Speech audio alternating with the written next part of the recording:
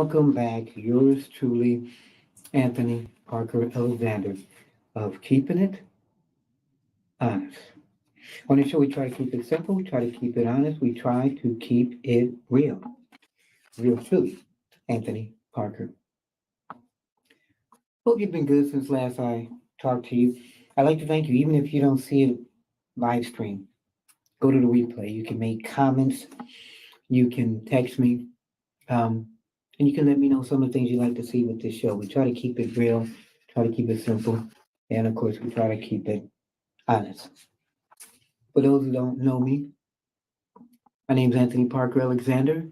I host this show. I've been doing this for a little bit, still learning on the go with the streaming and everything, backgrounds in journalism. I have run for political office recently. I've run for, hold your breath, Congress. You think of that name, Congress. Right now, some of the most hated people are politicians, religious people, and broadcasters. And the only thing I'm not is a preacher. I had to let you guess on that. But I'm a broadcaster and also have been dabbling in politics. And let me tell you, when people out there really trying to run to be there for you, then support them because there are some good politicians out there. We just hear about so many of the bad ones, and that's what hurts the good ones. So again, I tell people if you don't like who's in office, then either you run or you vote them out. Whether you're Democrat, whether you're Republican, whether you're Green Party, because you have that one vote. And don't think it doesn't matter because it does. But in society today, we kind of think it doesn't matter. So what matters to me today is that yesterday we were doing a show. Last night we were doing a show. And what we decided to do was put it out there to you guys. What do you want to see on this show? What kind of things do you like us talking about? Some hard hitting, some entertainment, some newsworthy, some biographical, some one show subjects. We've done some of those. We did something about TV dads, and we gave a salute to dads. And we looked at these TV dads and said, okay, which one are you? Are you the John Amos dad? Are you the Full House dad? Or maybe you had a dad like that, or maybe you want to be a dad like that. Got a nice couple of views on that. And also make sure you, share me, hit that button, like button, subscribe, help the show grow.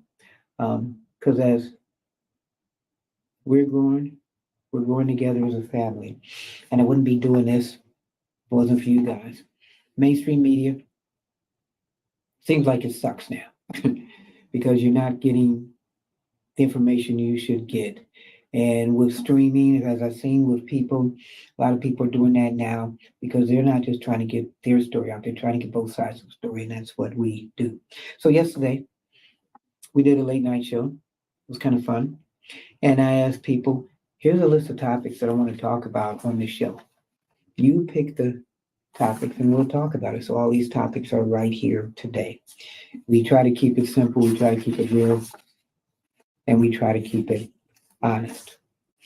So what I try to do now is I try to open up the show with one of the hardest questions that you've ever had series.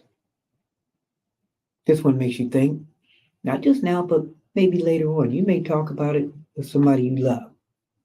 So the hardest question, if you had to give up something you love to get something even better, what would it be?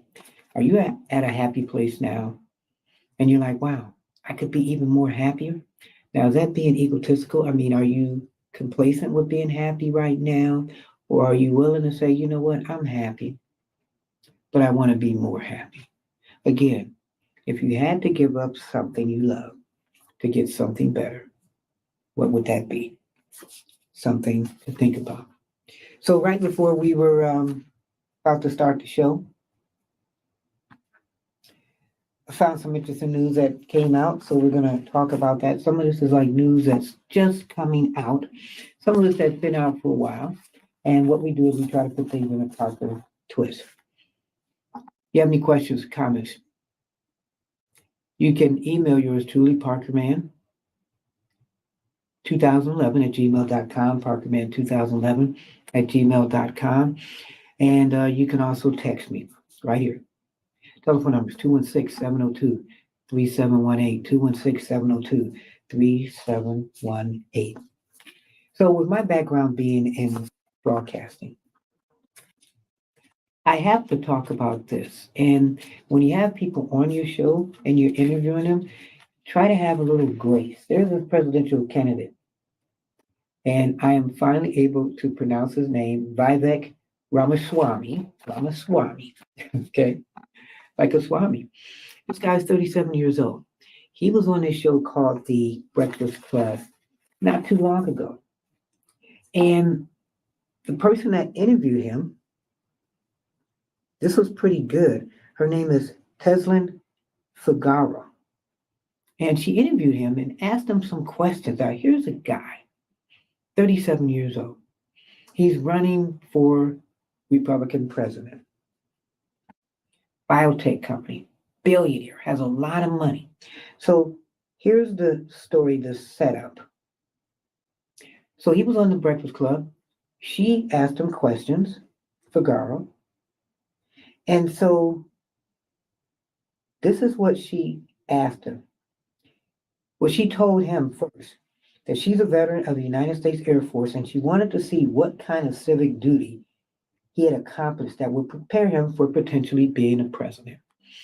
And I think that was kind of a good question. Well, what prepared you to be in this spot? You're going from what? Kid, whatever, to billionaire, to running for president without paying your dues. Sometimes, like I say, people with lots of money, they have a lot of dollars, but no sense. So now at the beginning of the conversation, it was noted that he was 37 years old, and he hadn't even voted until 2024. And so for 3 years, he hadn't voted. Then he decided, for 34 years, he didn't vote, but then decided to vote. So she said, so you were just, kind of sitting around? So he said, aside from listing student council as a previous leadership, he said, I've had leadership duties before. Because you're thinking this guy, he's not just some guy that just started to run a kook like some people are out there. But those didn't qualify me to be in a position I am now. And she said it kind of does. He also said that he also led a lot of companies. So does this make him a presidential candidate? And he corrected her statement as far as him sitting around during his years of not participating in the voting process. I wasn't sitting around, he said. I developed medicines, 5 of which are FDA-approved products today, one of which is a life-saving therapy in kids, and another one for prostate cancer. I don't apologize for making contributions. I don't want you to filibuster that, she said, because that's not the question that I asked, and I don't consider as a veteran. I'm talking about service. I'm not talking about what you did for profit. Gets worse from there. So they began talking over each other. And she said, after that, you want people to believe in country and you want people to have civic engagement. I just find it's very telling that you haven't had any civil engagement at all, specifying that she was talking about service. So when he's doing all this and what he's done, is that not showing that he's doing things for his country? So she says, I want to change how people look at politicians. And when I see that someone hasn't done anything at all to be of service to mankind, to take a leadership role, it's not good enough to just be on student council. Were you a leader? All of that applies. And she kind of stunned him for a second, but he was still laid back. But she noted that in her opinion, he was trying to go from preschool to president of the United States. Not thinking that in between that preschool and president of the United States, that he also formed his own company, was able to do some things to get some cures to help children, but he was sitting around. So again, she asked him, have you done anything of service besides yourself that has not benefited yourself? It's just a simple question, she said. He replied, the acts of service that I have performed are small, so small that I don't even want to talk about them to boast. But yes, have I volunteered for this country? Yes, I have. So he said, if I am being honest, why did I do that in high school? A part of the motivation, I'll just be brutally honest with you, was that actually what allows you to get into a good college when you graduate. So if it was about you, so it was about yourself, she said, being pretty much selfish. So she's not looking at this guy as a guy, again, that has a biotech company, billionaire, and has done things in the country. And so it continued from there. But me being a broadcaster, a journalist, I think when people do come on your shows, there are better ways of talking to people. She took a lot of flack from that, and it showed people here's a guy that no matter what, he's cool, laid back. You may not believe in his politics, but I tell you, it made you look more into who he is because he didn't sweat it. And she's very passionate, maybe another spin on interviewer, but she took a lot of flack for that interview. Um, my style's different, other people's styles are different. You may have some people that may be scared to go on that show after they saw what happened with him. But Ramaswamy, and I've got that right. He's an interesting guy. He has a podcast. He interviews people himself, so he kind of knows how to do the interviews. Very smooth and calm and collected. And one of my goals, we'll see what happens. See if we can get him to come on this show and talk. Speaking of talking, you are watching, and what we try to do, we try to keep it simple. We try to keep it honest. We try to keep it real. And this is Keeping It Honest with yours truly, Anthony Parker Alexander, as we talk about some of the news that's happened out there that you guys picked. But I had to talk about that because I just thought it was disrespectful for a way. She took flack for that. A lot of people said she should be fired. I didn't hear any good reviews on her interview, but she was just hard. So, in her eyes, if you ever think about running for politics, make sure that you're in the student council first, or you do some civic duty before you decide to run. Or maybe you just see what's happening now and you have a passion to run. And if you do, just make sure you learn the issues because you may know one more issue that somebody else doesn't. And that will help you out.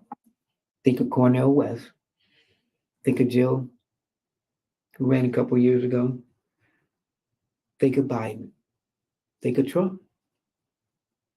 Whatever made them say, I'm going to run, it was something that was going on in the economy that they didn't like. Speaking of something else I don't like, this guy right here, we talk about people being out of touch. So look at this guy.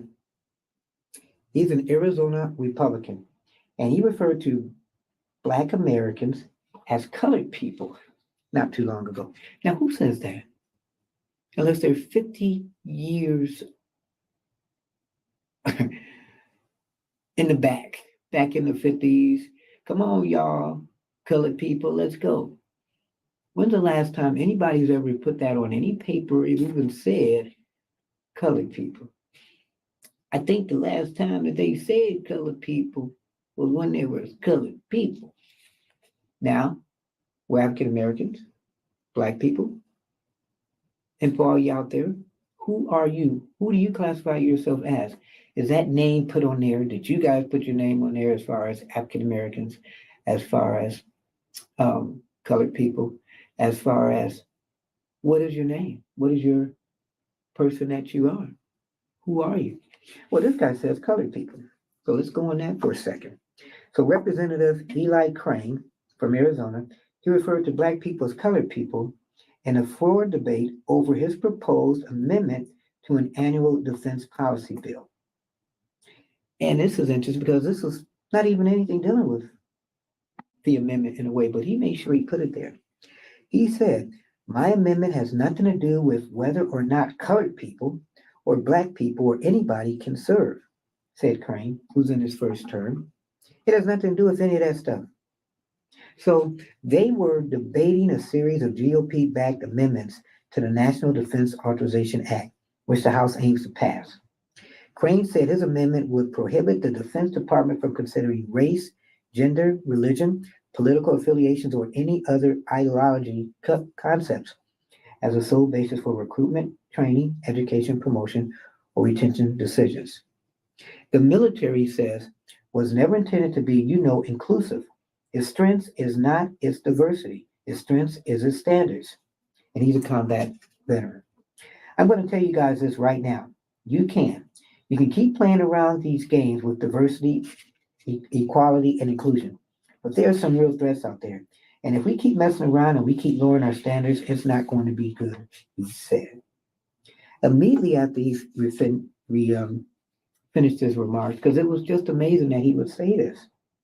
Representative Joyce Beatty, Ohio, or Betty, asked that the derogatory phrase he used be stricken from the record. Now, this is where I differ. So you strike it from the record like it never happened.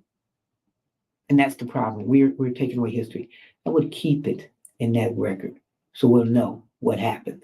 Yes, can we make mistakes? How big is a mistake? She says, I find it offensive and very inappropriate. I am asking for unanimous consent to take down the words of referring to me or any of my colleagues as colored people. Well, this came out your mouth. Can you take back certain things? So she's very passionate because she was the chair of the Congressional Black Caucus in the previous Congress. So Crane interjected with a request to amend his comments to people of color. But you still can say African Americans. He insisted, however, that the words he struck as far as accord to a lot of people should be taken from the record, and they were removed by an unanimous consent. As for comment about his choice of words, he said he misspoke. In a heated floor debate on my amendment that would prohibit discrimination on the color of one's skin in the armed forces, I misspoke. So talking about discrimination of the color of one's skin, you use colored people. I misspoke, he said in a statement. Every one of us is made in the image of God and created equal, but maybe not the colored people. Wow. Speaker Kevin McCarthy said it was not acceptable, but added, I'll take him at his word. I've never heard him use that word before. And the question is, has he ever used that word before? Wow. So, where's this at? Arizona. And in his eyes, are there a lot of colored people in that state? We have to check it out. Wow. We are keeping it simple, keeping it honest, keeping it real. If you have any questions or comments, you can email yours truly at Parkerman2011, Parkerman2011 at gmail.com, Parkerman2011 at gmail.com. You can text me, 216-702-3718, 216-702-3718. We are talking about news, crazy news that we're seeing and hearing, and some of this is just coming to the term right now. So some of this news, like I say, is kind of like hot off the press. And with that story right there, as far as colored people, I wonder, this story coming up, would he, and some of the stories coming up too, of some of the people I'm talking about, would he be for or against this? This one's talking about reparations. Oh my God. So many things I can say on this. Okay, especially after that last story. So reparations for colored people, reparations for African Americans, reparations for Black people.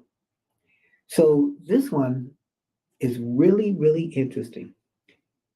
A suburb of Chicago has become the first to start paying reparations to qualifying Black residents in what is being seen as a test run for the whole country. The city of Evanston has already paid 16 locals, and I guess that's local people, from a $10 million package first approved in 2019, the Evanston Roundtable said. By the end of the year, listen to this, The Reparations Committee expects to have paid $25,000 each to 140 qualifying residents in a city of about 75,000. Wow. So 75,000 people out of that, this is interesting. 140 have qualified for reparations as far as money. I see it as like a test run for the whole country. Justin Hanford told the paper. He's the head of the Thurgood Marshall Civil Rights Center at Howard University. Those qualifying had to be at least 18 years old and living in the city. Boy, for those people over there, they're pretty lucky. Between, here's the ages, 1919 and 1969, when the city passed a fair housing ordinance. So not being 18 right now, but you have to be 18 between the years of 1919 and 1969, which would make you, if I am correct, about 78. So if you're 78 years old, you have a chance to get reparations. So this $10 million fund was initially supposed to come from tax cash from legal marijuana sales. So if it wasn't for the marijuana, okay, maybe this would not have happened. So when the marijuana sales surprisingly proved too slow, the council agreed to allow real estate transfer tax money from properties worth more than $1 million. So there must be a lot of properties worth more than $1 million. So Evanston expects to pay $25,000 again each to 140 qualifying residents. So far, just under 1.2 million has been gathered for it. So the money is slowly coming. The city is not concerned over whether reparations are paid out elsewhere, including at the federal level. So these people are going to get their money, I think. Our job here is just to move forward and to continue being that example, to continue illustrating that a small municipality can make real, tangible progress. Still, not everyone's satisfied with this pioneering payout. Local civil rights activist Bennett Johnson told a recent meeting that the $25,000 was not enough, and the 1969 cutoff year totally arbitrary, given that Black people were discriminated against long after that. So 1969. So 1965 was the Civil Rights Act. Affirmative action came. 1970, were people still getting prejudiced upon? 1980s, were people still getting prejudiced upon? 2000s, were people still getting prejudiced upon? 2010s, prejudiced upon? 2020s, 2021, 2022, and 2023. Can you name stories of racial, infractions or inflictions against minorities to this day? Can we do a show next week and, hey, this is what happened, okay? With the Supreme Court Act, everything being what it is,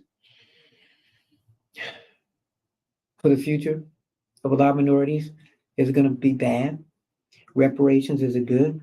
So this guy, Kenneth Weidman, 77-year-old veteran, eligible for a cash payout, he said, we have not received real reparations to 40 acres and a mule. Okay, so let's say we give everybody 40 acres and a mule. What are we going to do? I mean, like one mule with 40 acres? That's a lot of work for that mule. Okay, maybe, 10 acres and a mule, or maybe 40 acres and whatever mules you need. And then what do we do with the mules when we have that? When people do say that, I'm gonna find out where that came from. So this other person, Ramona Burton, 74, who used her $25,000 to upgrade the home she's lived in since the 70s, called it a good start. It's better than a blank, she told the paper. Interesting story.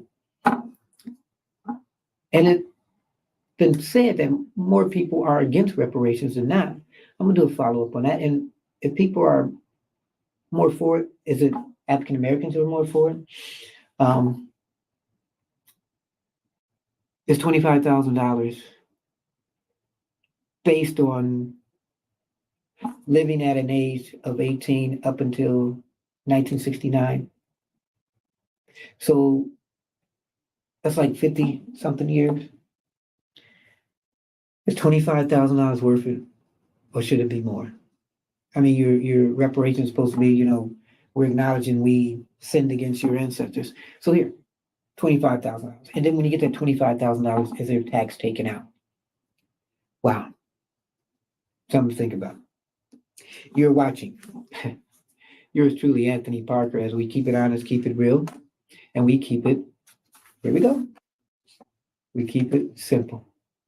We thank you for giving us things to talk about that maybe people shy away from. We have some interesting topics coming up. So I'm gonna go with this one because I'm just picking the news, and I have to pick certain news because I think, wow, this is kind of important. We all know her.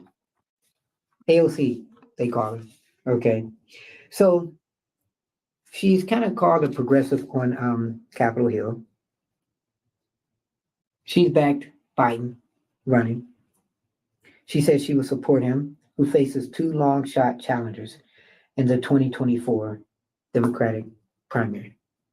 Well, yeah, I mean, why would you not back him if he has two people who are running that are long shots that don't have a chance winning? She says, I believe, given that field, yes, whether she should support Biden. I think he's done quite well, given the limitations that we have. She said about his first 3 years in office. I do think, though, there are ebbs and flows, as there are in any presidency. So, a couple years ago, which is interesting, you were very vocal on a lot of issues. Now you're kind of quiet. So the two long shots, of course, are Marianne Williamson, who some people say is just doing a book tour, and Robert F. Kennedy Jr., who pretty much know he's not going to win. So there's not going to be a debate. Biden's not doing a debate. He's doing his own little thing. I think when you're in office, you should do a debate, whether you're Democrat or Republican. Everybody thinks he's a shoo-in. I'm letting you know. Don't be surprised. We're going to talk more about that. There are areas that I think were quite strong, she says. He came right out of the gate with the American Rescue Plan. There's been some things that he's done that has been good, some things that has fizzled. And she previously, which I thought was interesting, she had supported Bernie Sanders. So you're going from Bernie Sanders to Biden. And isn't that saying something when, you've been known as a progressive for a couple years, but now you're kind of going with the mainstream? There isn't anybody out there else that can run for president in the Democratic committee or party. Nobody else. Wow.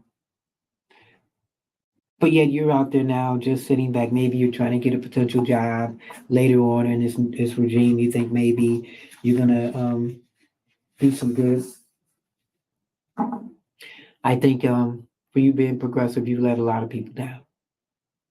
And you're going with a candidate that really is unopposed, so that's a gimme, and doesn't want to debate. And you're supporting them. Well, AOC, see you later. Speaking of people running for president, Nikki Haley been taking a lot of flack recently. So she responded to Trump because she's been a flip-flopper, very great as a South Carolina, to me, governor. I wanted her to run. I wanted her to win a couple years ago because I thought she had a great chance. And, she's been called a flip-flopper. 1 minute she's against Trump, 1 minute she's with Trump. So I thought this was interesting. She was on a Fox News show, and he asked her if she was worried about receiving a wrath of Trump supporters who are pretty much in lockstep with him and make up a large part of the Republican base right now. So she says, his voters and supporters and American people want the truth. I just speak hard truths. Remember, she was a former U.S. ambassador to the United Nations and ex-governor of South Carolina. So she was out there representing the world. And I think, as far as the Republican Party, she would be an interesting president, but a good vice president. So the comment You've got some people who are mad that I don't love Trump 80% and 90%, or even 100% of the time. I don't love my husband 100% of the time. So that took a lot of flack, of course, from, people saying, how can you say that to your husband? So she married her husband, Michael Haley, in 1996. They have two adult children. So she continued. You've got some people who are upset that I don't disagree with him 100% of the time. I think he was a right president at the right time. I call it like I see it. And so, look, I just think we need to move forward. Our country can't keep dealing with this chaos and this negativity. Wow. Does that mean he's the wrong president at this time? If the Republicans nominate him as your leader and as your presidential candidate, you would not support him, they asked. She admitted that she would support the nominee, whoever it was, so even Trump. I have said, and I say it to every Republican candidate who's going to get on that debate stage, I will support the Republican candidate that comes out of that. Certainly, I want it to be me, but I want to support the candidate. Trump has every right to run, just like everyone else. So her statement, I don't have to support him 80% of the time because I don't support the people I love 80% of the time or even 100% of the time. I thought that was her kind of making up for her going back and forth as far as her beliefs. Do I think she'll have an opportunity to win? No. Is she a front runner? No. If Trump wasn't in, who's the front runner? DeSantis? No. Should he rework his campaign? Yes. They say he's a great governor in the state that he's in. Well, maybe, but maybe his people who are helping him out, man, they just don't know what they're doing. Speaking of don't know what they're doing, now we're about to come Harvard. Who's taking hits? Joe Biden and this lady, Kamala. So I'm going to read you this. Story by Tom Rogers. Why? They shouldn't ditch Joe Biden. They should ditch Kamala Harris. So they have a big problem, he says. Biden's disapproval rating stands at 53%. 68% of the country believes Biden's mental and physical health is an issue. In a general election matchup against former President Trump, Biden leads by just 4%. So these polls have some arguing for ditching President Biden and mounting a serious alternative candidate. California Governor Gavin Newsom's name has been mentioned many times. And we're going to do something about this Gavin Newsom because they keep saying he's going to be the alternative to Biden and that Biden should just give up his reins and give it to Newsom. But why not give it to, Kamala? Why not say, I want to give up and I want to let her take my spot for president? So you think of this, people may be scared to vote for Biden because they see her as the replacement. There's some people that just really don't like Kamala. What happened to the good things? Is this the media pushing that? Because now you're seeing negative stories. You're seeing her make her mistakes. You're seeing him, Joe Biden, make his mistakes. And they're saying every day you can count on at least one of them to make the mistakes. They're saying her mistakes are so bad that it makes his mistakes look good. So they're pushing this Gavin Newsom thing. And what I thought about this, as far as being a vice president, she has had the most negative views of being a vice president ever. 49% have a negative view of her, with 39% having a very negative view of her. So the alternatives are you vote for Joe, he gets in office, and you still have Kamala as VP. So this was interesting because this guy who wrote this article thought out of the box. He said maybe you can see about replacing her. So what is Joe going to do? If he replaces her, who would he get? So if you replace her, you get rid of that black vote, potentially get rid of that black female vote, and women are voting more now than ever. So he would probably have to replace her with a black running mate and say, you know what, Tamala, you've been good legally. Maybe this vice president thing isn't for you. Maybe we just put you in the wrong position, to talk about issues maybe that you don't feel comfortable with. It's like you have a job and you're in a 90-day probation. And then somebody says, you know what? I don't think this is your thing. She's had 2 years to prove her thing. Maybe she's been out there as a scapegoat. Maybe she needs to be something that can make her stronger. So this guy is saying that Joe talks to her and says to her, I have an idea. How about we kind of take you out of being vice president and give you something that's a little bit more solo where you can really create things? How about becoming the Attorney General of the United States of America? Whoa.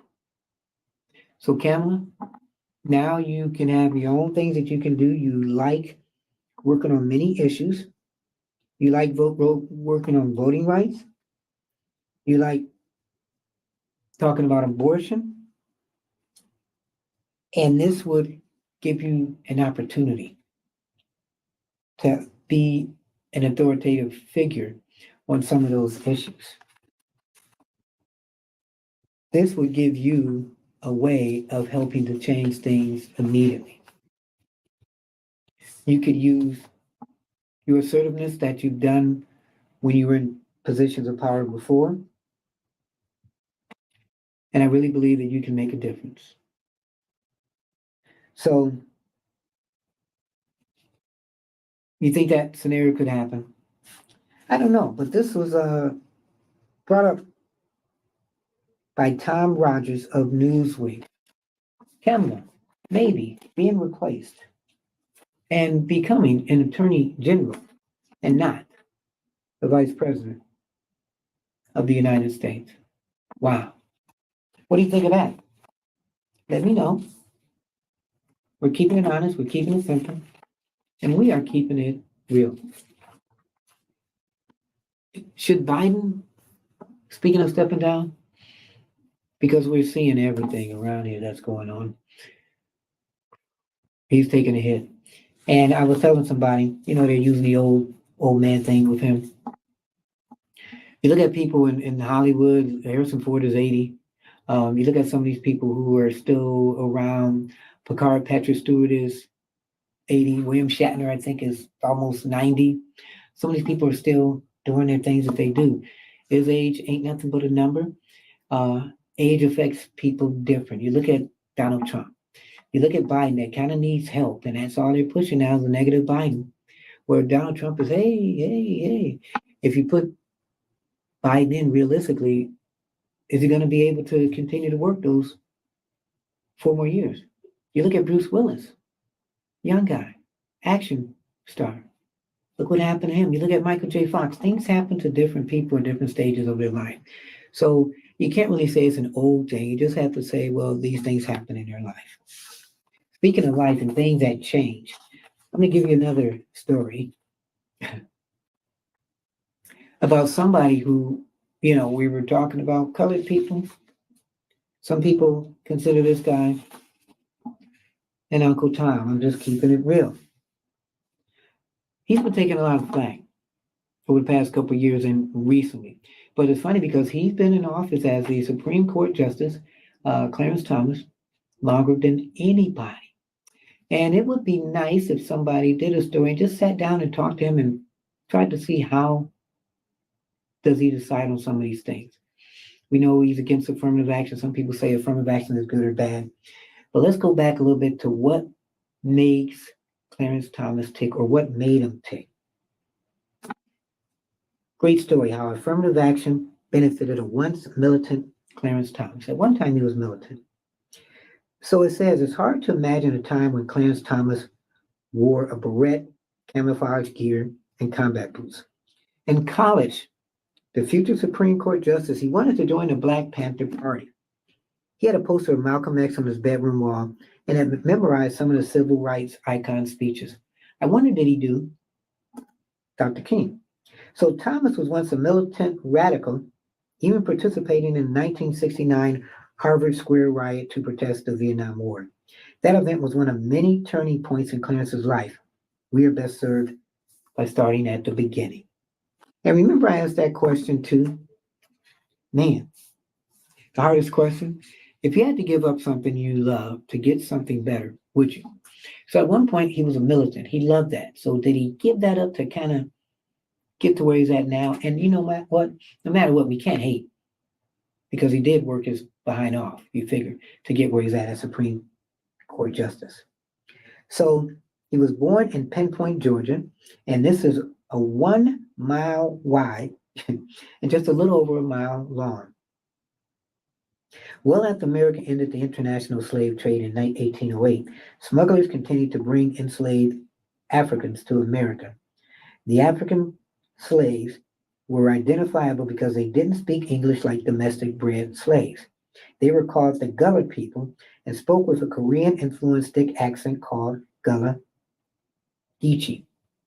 And it's interesting because I used to live in South Carolina, and I met a couple of people that were Gullah, and they did have this interesting accent. I'm from up north. I was down south a couple of years, South Carolina, and I lived in an area where I kept saying, boy, these people can do a little bit better.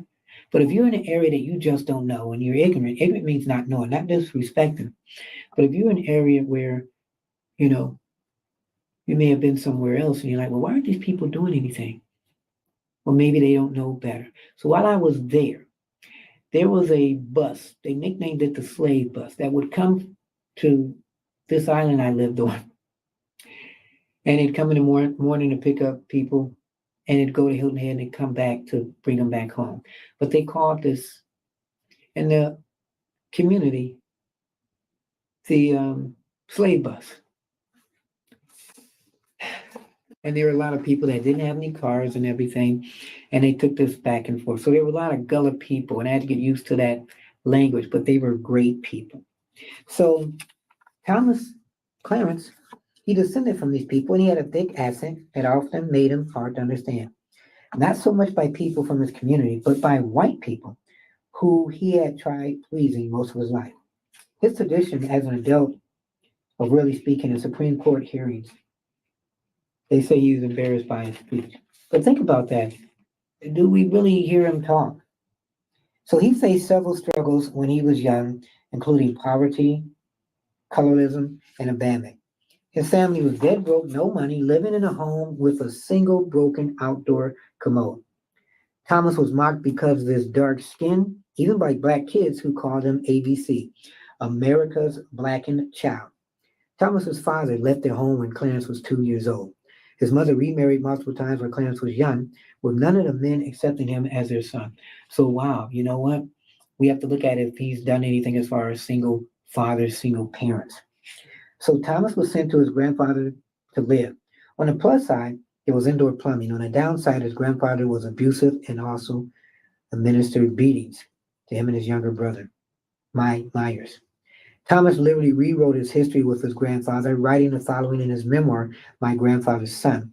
He was one hero in my life. What I am is what he made me. Wow. So this grandfather wasn't maybe the best, but he was all that he had. Despite his widespread rejection, Thomas found solace and appreciation in the Catholic Church. He became an altar boy and was readily available when needed for services. He went to a high school seminary for 2 years where he lived on campus. He was praised by his devotion, and people thought he would become Savannah's first black priest. Wow. His experience at the seminary, though, was challenging. One of the fathers told him he needed to learn to speak well if he didn't want to be considered inferior. And at the night in the barracks, other kids would chant the N-word to him. He left the seminary and returned to his grandfather's home. His grandfather threw him out, and Thomas had to survive on his own. Fortunately, his Catholic connections got him a scholarship to the College of the Holy Cross outside Boston. There were less than 30 black students on campus of over 20,000 or over 2,000. So as you see the trajectory of him, man, He is really doing some things. So his timing was excellent as this president. Father Brooks was, he was recruiting black students. So he was at the right place at the right time in a process called, listen to this, affirmative action. So he was recruited because affirmative action. So now he is sitting as a Supreme Court justice at the table talking about and approving or disapproving affirmative action. Wow. Remember that. So Thomas's undergraduate years were during the height of the civil rights movement, and Thomas will tell you he was an angry young man. What truly set him off was the assassination of Dr. Martin Luther King Jr. and Bobby Kennedy. Wow. So he got to be around other people. He grew. He hadn't entirely run away from his black friends. His college girlfriend, Kathy Ambush, was black. She attended a nearby women's college, and immediately after his graduation, they married and later had a son. That's interesting. You hear nothing about his son. Wow. That marriage lasted 10 years, and when his next girlfriend, Lillian McEllen, connection, she worked for Joe Biden. Wow. They got married, and Clarence told her she was the first woman that was nice to me. He next moved to Yale, where he also benefited from race-based affirmative action. Keyword affirmative action again. He was an ambitious young man and went to the Ivy League with the expectation that he would get a good job after going to Yale. And he was offered a job there. He developed his hatred of affirmative action at Yale and affixed a 15-cent sticker to his 1974 law degree to demonstrate his opinion of its value. So in closing about this, after graduating from Yale, he was appointed the Assistant Attorney General for Missouri, and he later spent a short time in private practice. Wow. So a lot of people, they know, and maybe some don't, about his nomination to the Supreme Court to replace, listen to this, he replaced Thurgood Marshall in 1991. And this was around the time that they were trying to nominate him, and he had Anita Hill's sexual assault or harassment allegations. She had to go back and read about this Pepsi Coke and all this other kind of stuff. A Pepsi Coke challenge before there was a challenge. And when you get nominated for the Supreme Court, they are trying to block you. And if you think social media is crazy now, you go back to the stories then and what he was accused of. He became Supreme Court Justice in spite of that. Okay. So he made this statement.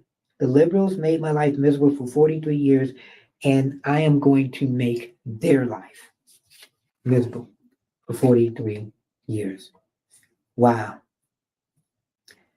So his idols was Dr. King. Idols were Malcolm X. But remember what he said. The liberals made my life miserable for 43 years, and I'm going to make their lives miserable for 43 years. Wow. Clarence Thomas. Let's not forget the integrity of the Supreme Court. We're keeping it honest, keeping it simple, keeping it real. We are talking about news that you guys asked about last night as we were doing the show. And these are some of the new stuff that we put out there for you. We're going to go a little bit lighthearted. I don't know how lighthearted this is, though, but hey, here's a lady, Aretha Franklin. Man, her family's fighting over custody of the money. She's not getting any RESPCT. So let's go back to the story. So she passed away at the age of 76, and she had cancer. She had medical complications for a few years. And so the attorney for Aretha Franklin said, I talked to her about putting a will together. And so they lived in Michigan. her and her family. So under Michigan law, when an unmarried person dies, his or her assets are divided equally among their children. She has four sons, and her sons filed a document listing themselves as interested parties in her estate. And they're asking the court to be appointed as a representative for her estate. So she didn't really have a will. Okay. Wilson assures that he will be consulted regarding her holdings for estate planning purposes. So at the time of her death, she had a net worth of $80 million. Wow. So what are they doing now? What are the sons doing now? Well, what do they do when people don't have a will? Family fights. So her sons are in the middle of a court battle over her estate right now. She passed away in 2018, and Michigan law allows documents, including forms with scribbles, scratch outs, and other handwritten amendments to be considered as wills. Listen to that. So neither of her wishes exists in the form of a formal type memo. She does have two wills, kind of. So the two wills in question, one was found inside of a couch cushion, and he had two different dates and two different guidelines. Both were discovered in her Detroit home after her death. So one's in a couch cushion. So the 2010 edition is favored by the vocalist's son. His name is Ted White, while the 2014 document is in favor of her sons, Keith and Edwin Franklin. And in the first version of the will, the niece are listed as co-executors and says Keith and Edwin Franklin must take business classes and get a certificate or a degree to benefit from the estate. Wow. Man. So they have to do that. And you look at this, when they have to do that, they're fighting over this. What are they going to do? I mean, when you have family and they're fighting, how many of you out there have had family that has fought and has tried to make things better? Wow. Makes you think. Is family more important at the end of the day? Family is more important. And speaking of what's important, this show was very important. We took the advice of you guys from doing our show, and because you guys said, hey, can you do these stories? So I did a lot of stories. We're going to talk about some more next week. We appreciate you guys supporting us. Like, hit, subscribe, tell your friends. Okay? Keep it honest. Keep it simple. Keep it real. Tell your friends to support us. Go to Patreon and also support yours truly. We put a lot into the show, as you can see. We have fun doing it. We have a lot more shows to come. We're going to talk about, the Supreme Court. We're going to talk about who these people are. We're going to do something about the history of African American television. Not colored television, but, we're going to go back to when it was colored or when it became colored TV. We're going to do something again about the missing 27 kids. We're going to do something about poverty, and we're going to talk about, like I said, a lot of important issues. So you can email yours truly, parkerman2011 at gmail.com, parkerman2011 at gmail.com. You can also text me 216-702-3718, 216-702-3718. Also, support 23andUs. We'd like to thank our sponsors. We have a clothing brand, hats, shirts, hoodies. Get online, 23andus.net, type it in. When you get online, type it. Whatever you order, when you get it, all we want you to do is film it. For instance, you open up the box, you get this, and you're like, wow, my name is so-and-so, and I'm a part of the 23andUs family. Thank you very much. That's all we want. We appreciate the support because it's, as Vin Diesel says, it's all about family. I'd like to thank you. So there's stuff we didn't talk about, so we'll do that in upcoming shows. I know you'll like it. If you're watching this on replay, then hit the like button, subscribe, tell your friends, okay? No matter how things are hard in your life, and if you have 1% a chance to achieve that happiness, if you believe in whoever you believe in, God or whoever, you have a chance. So there's never any doubt, as I correct myself when I said there's no chance anybody could win something. If you've got one chance and you believe in that faith of who you believe in, then you've got a good chance to win. Again, if you had to give up something you love to get something better, would you? Something to think about.